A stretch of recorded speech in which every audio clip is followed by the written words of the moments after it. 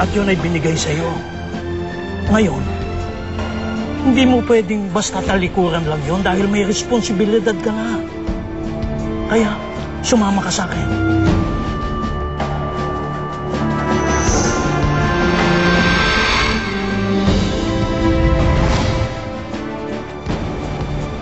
Hindi ko na kailangan ng kapangyarihan, Lolo. Dahil wala na si Abresya. Kaya kuhanin nyo na yung binigay nyo sa akin.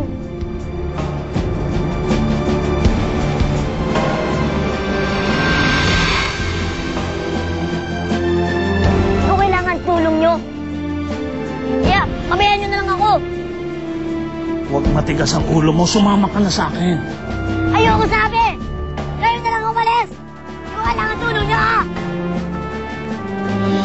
Kamayan nyo na ako dito sa inay ko!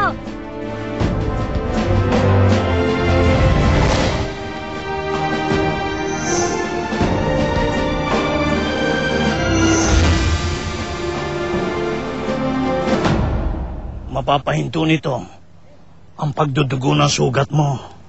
At matutunaw din ito ang tingga ng bala sa katawan mo.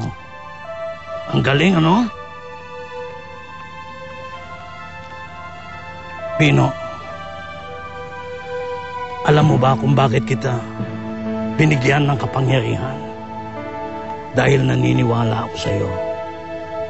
Tulad ng pagtitiwala ko sa isang naging alaga ko noon. Tulad mo, matapang din siya. At tulad mo, gusto niyang gumawa ng